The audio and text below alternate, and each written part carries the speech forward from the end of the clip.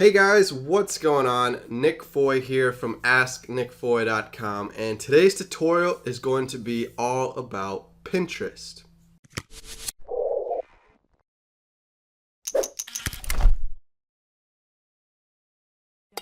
The first step is going to be signing up for a brand new account. So you can use your email and create a password, or Pinterest gives you the option of signing up for an account using Facebook or Google. So go ahead and choose the method that you're going to use to sign up, and then we're going to advance to the next screen where we're going to need to pick our interests. Next, you're going to need to choose 5 topics that you want to follow that you're interested in the most. So they give you a bunch of different options. So you can scroll through here and just pick 5 different ones that you want.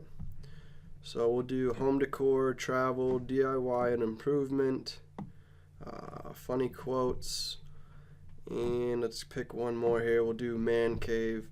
So we'll go ahead and click done.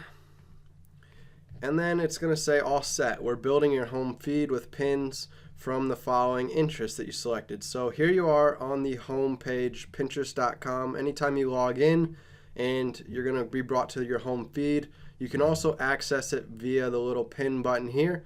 So once you're out here on your home feed, it's going to be full of pins that Pinterest thinks you're most interested in based on the 5 interests that you just chose. Over time, as you search for different pins and you follow different boards and you repin other people's pins, Pinterest is going to look at your tendencies and your habits to try to figure out what kind of pins that you like best, and it'll start showing you those types of pins. So initially, we've got all these pins out here on the home feed. Next, we want to go into our profile and begin customizing it. So to get to your profile page, hover up here in the right-hand corner where we have the person figure and click on that, and it will open up your account profile page. So right now, you just have your name and a blank profile. So what you want to do to start customizing your profile is you're going to need to come up to this settings button right here and click it. Alright, so it's going to start off with the account basics, and then it's going to move on as you scroll down the page to profile, notifications, your home feed, social networks, security, and apps. So starting off with the account basics, it's going to have your email address that you used to sign up with the account, and if you went with one of the other routes, you're going to need to plug in an email address, and then you should have a password, but here's where you can change your password. English is the language preset, as well as United States for country, your gender, and then you want to check that this box says no. Search privacy, hide your profile from search engines. We want to make sure this says no because Pinterest integrates with Google. So if people are searching for topics related to the boards and pins on your account, you could have those boards show up in Google search engines. So by having this set to no, you could get traffic to your profile from Google. Personalization, it's going to use the sites that you visit to improve your recommendations on your home feed, as well as the different ads they show you. And that's kind of what I said. When you go to your home feed each time, you're going to see your pins are changing over time because they're going to kind of watch the different pins and profiles and websites that you're going on to in order to help better the user experience. Because if they didn't show you relevant pins that you were interested in, then people would stop using Pinterest, and then Pinterest would lose users and money, and it wouldn't be a good thing for them. So that's why they're going to try to show you the most relevant pins possible related to different stuff that you're searching.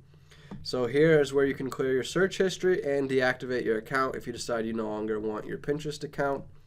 As far as your profile, you're going to need to make sure that you've got your name in there, and you can add a profile picture, and you can customize your profile username. So I would recommend setting your username to whatever your business or brand name is, or some kind of keyword related to your brand or business. So in most cases, if you use your brand name, that would suffice, but Pinterest will look at your username when it's trying to pull up your profile for different searches people are doing on the Pinterest search engine. So by having a username, with a keyword like marketing or website training or some kind of keywords related to whatever your profile is about, that could help you pull up for when people are searching those terms. They look at the keywords. So make sure your username is something related to your brand, and it's not a wacky extension username. You want to make it easy for people to go to if you're trying to give out your username so that people can find you on Pinterest. Then fill out the About You section, describing a little bit about what you do, the types of people that you help, and I would include like a call to action. So you could tell them to come visit your website, or follow you, or repin.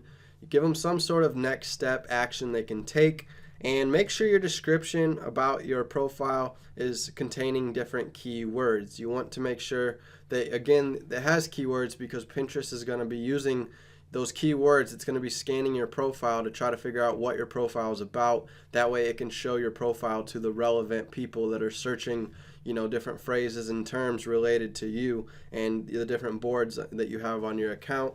So your About You section is a good place that you can begin optimizing for Pinterest search engines. And then link to your website and click Confirm Website, and it's going to have you copy paste a little bit of code into your website so that it can verify that you have access to your website and that you truly are the owner as you say you are. So you're going to need to go into your website settings, into your theme, and there should be a section in there where you could paste in the code in the header, and then they're going to be able to verify that it's your website. If you're not sure how to do this, you can hire a freelancer on Upwork or Fiverr or another freelancer website for $5, $10, $20. They can go in and quickly add the code for you. There's also YouTube tutorials you could check out on YouTube that will walk you step by step how to add the Pinterest code to your website to verify it. Notifications is the next tab we're going to go through. So here you're just picking what you want to get emailed about. So when somebody saves your pin, likes your pin, follows your boards. So check out these different settings, decide which ones you want to turn on or off.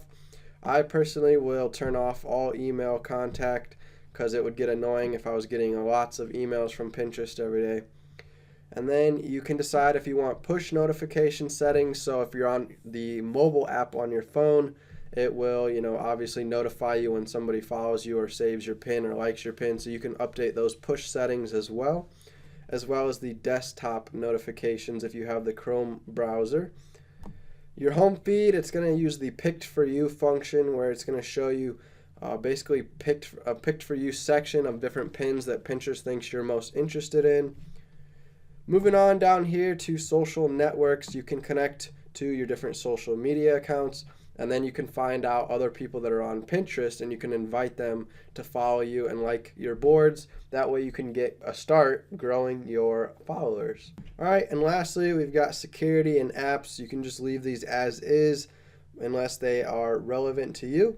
So that pretty much wraps up this video tutorial on setting up your Pinterest account.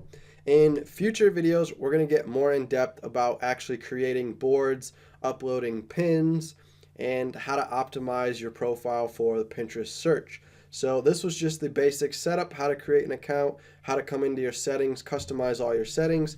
Next, you're going to want to check the link description below for links to the next videos in this series where we're going to start creating boards and uploading pins.